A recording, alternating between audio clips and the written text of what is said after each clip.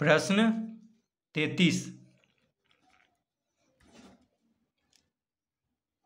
समद्विबाहु त्रिभुज की बराबर भुजाओं को एक ही दिशा में बढ़ाने से आधार के नीचे जो कोण बनते हैं उनकी समद्विभाजक रेखाओं के मिलने से आधार के नीचे एक समद्विबाहु त्रिभुज बन जाता है, सिद्ध करें। तो प्रश्न 33 का सबसे पहले हम आकृति को बना लेते हैं।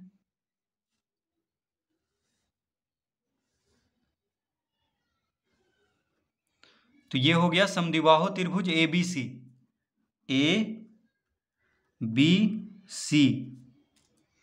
तो कह रहा है समद्विबाहु त्रिभुज की बराबर भुजाओं।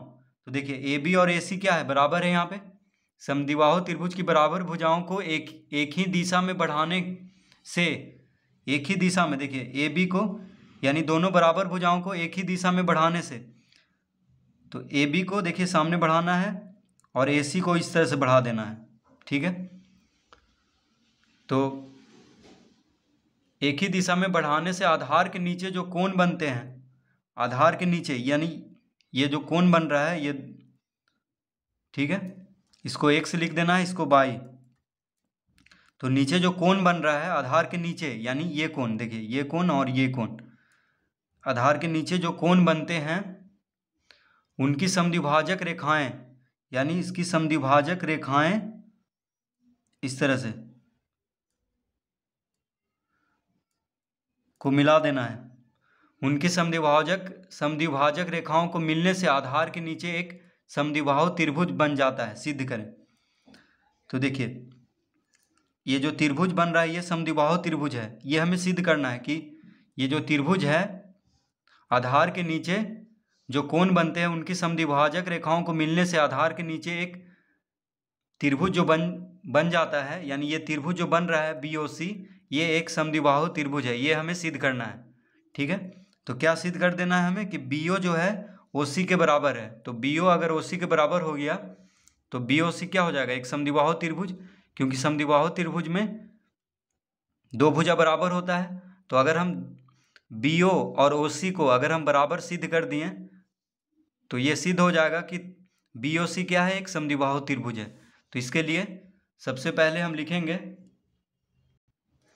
तो क्या दिया हुआ है हमें, तो लिखेंगे यहाँ पे त्रिभुज ABC में, त्रिभुज ABC में हमें दिया हुआ है AB बराबर AC,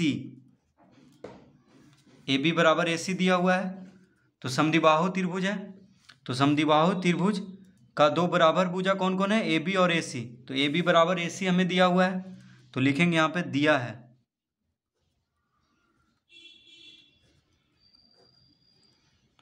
तो जब AB और AC बराबर है, देखिए AB और AC बराबर है त्रिभुज ABC में, तो हम जानते हैं कि समान भुजाओं के सम्मुख कोण बराबर होता है। तो ये कोण और ये कोण बराबर होगा, यानी कोण ABC और कोण ACB दोनों बराबर होगा, ठीक है, क्योंकि समान भुजाओं के सम्मुख कोण यानी बराबर भुजाओं के सम्मुख कोण भी बराबर होते हैं।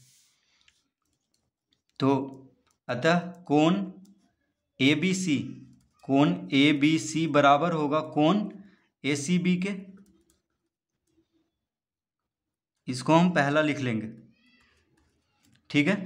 समान भुजाओं के सम्मुख कोण क्या होते हैं, बराबर, यानी बराबर भुजाओं के सम्मुख कोण बराबर होते हैं। तो AB और AC बराबर है, तो इसके जो सम्मुख कोण होगा वो दोनों बराबर होगा। तो कोण ABC बराबर कोण ACB लिख लेंगे। अब लिखेंगे चूंकि X और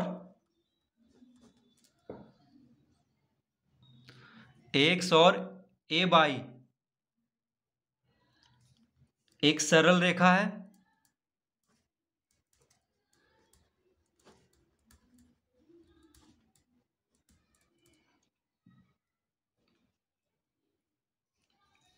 चूंकि AX और AY एक सरल रेखा है, तो देखिए AX और AY क्या है, एक सरल रेखा है, यानी सीधा रेखा है A से X तक, और AY एक सरल रेखा है, तो सरल रेखा पे जो कोण बनता है वो 180 डिग्री का।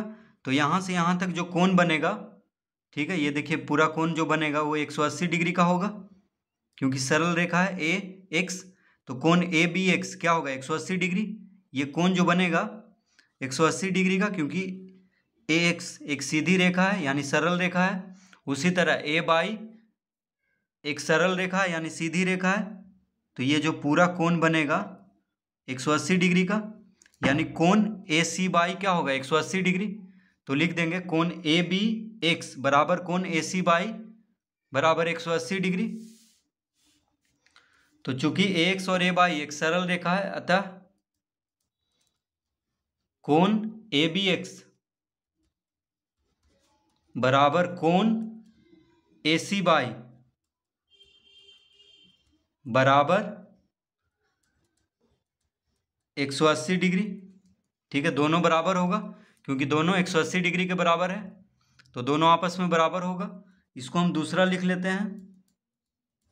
देखिए पहला हम इसको लिखे थे और दूसरा इसको लिख लिए। अब दोनों को जोड़ेंगे, नहीं माफ कीजिए घटाएंगे। दूसरा में से पहला को घटाएंगे। क्यों घटाएंगे, देखिए घटाने के बाद पता चलेगा क्यों घटाएंगे।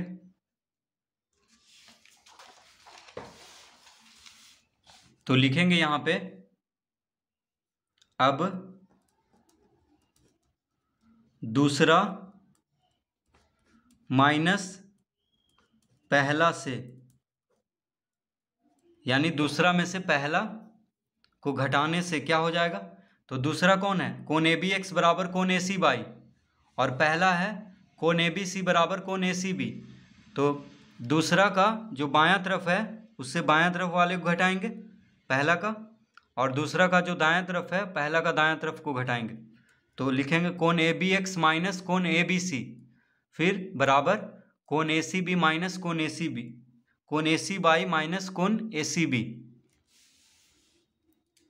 तो लिखेंगे कोण ए बी एक्स माइनस कोण ए बी सी बराबर कोण ए सी बाई माइनस कोण ए सी बी। तो कोण ए बी एक्स में से कोण ए बी सी को घटाएंगे, बराबर का चिन्ह देंगे क्योंकि बीच में बराबर का चिन्ह है। देखिए दूसरा में से पहला को घटा रहे हैं, फिर कोण ए सी बी में से कोण ए सी बाई में से कोण ए सी बी को घटाएंगे। तो क्या आ जाएगा, तो अब चित्र को देखना होगा पहले समझने के लिए। तो कोण ए बी एक्स माइनस कोण ए बी सी क्या होगा, तो कोण ए बी एक्स, देखिए ए बी एक्स यानी ये पूरा कोण में से कोण ए बी सी को घटाना है, यानी इस कोण को घटाना है। देखिए यहाँ से यहाँ तक को इस कोण को घटाएंगे, ये पूरा कोण में से इस कोण को घटाएंगे तो ये कोण आ जाएगा। देखिए यहाँ से यहाँ तक, यानी कोण एक्स बी सी आ जाएगा, एक्स बी सी, यानी ये कोण आ जाएगा। पूरा कोण में से ये कोण को घटाना है। देखिए पूरा कोण में से कोण ए बी एक्स में से, तो ये पूरा कोण में से कोण ए बी सी को, यानी इतना, तो ये कोण आ जाएगा, यानी एक्स बी सी ये वाला कोण। तो लिख देंगे कोण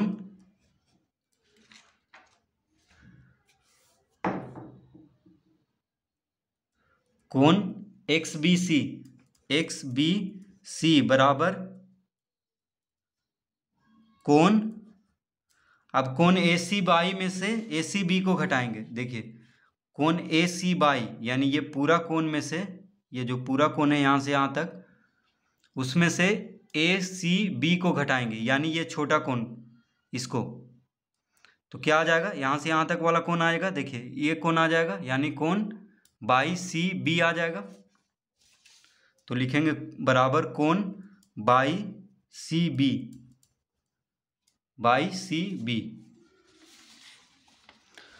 अब जब कोण एक्स बी सी और कोण बाई सी बी बराबर हो गया है तो इसका आधा भी बराबर होगा।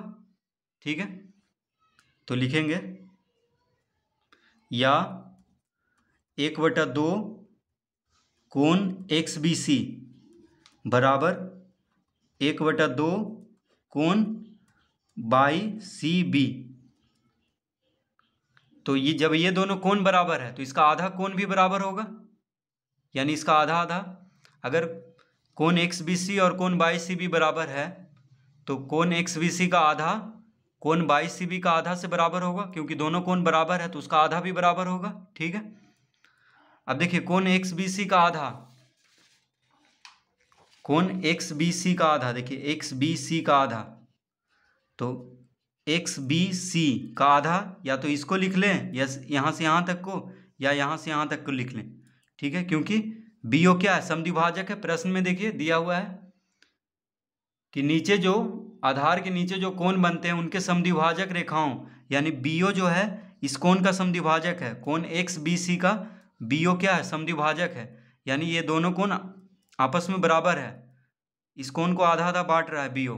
ठीक है, तो कोण एक्स बी सी का आधा या तो इस कोण को लिख लें या इस कोण को लिख लें। तो हमें तो ज़रूरत है कि ये त्रिभुज बी ओ सी को समद्विबाहु त्रिभुज सिद्ध करना है, तो इस कोण को लिख लेंगे। ठीक है, क्योंकि इस कोण से हमें मतलब है।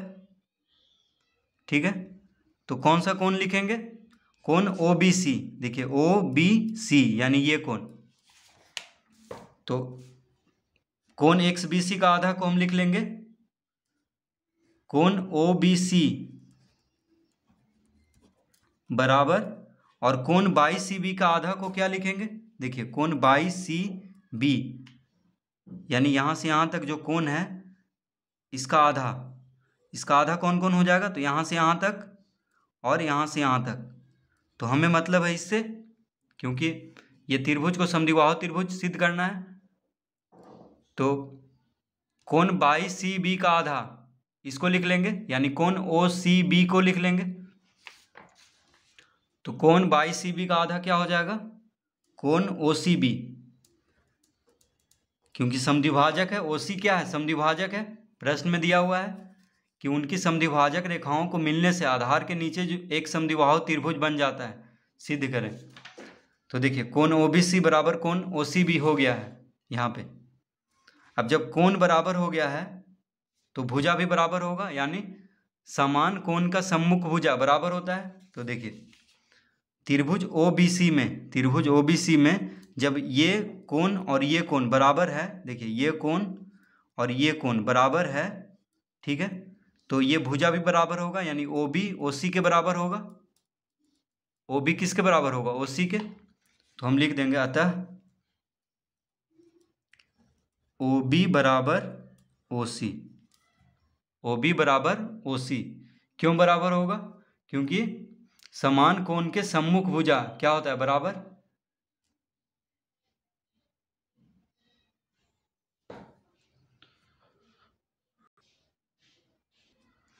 अब लिख देंगे अतः त्रिभुज ओ बी सी, त्रिभुज ओ बी सी या त्रिभुज बी ओ सी, कुछ भी लिख सकते हैं। तो त्रिभुज बी ओ सी एक समद्विबाहु, एक समद्विबाहु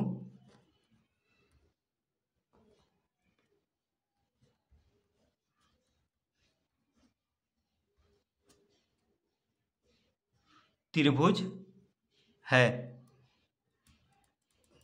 देखिए ओ बी और ओ सी बराबर है, त्रिभुज बी ओ सी में ओ बी और ओ सी बराबर आ गया है, तो यानी जब दो भुजा बराबर हो गया है तो क्या होगा, त्रिभुज बी ओ सी एक समद्विबाहु त्रिभुज है। तो इस तरह से हम सिद्ध करेंगे इसको।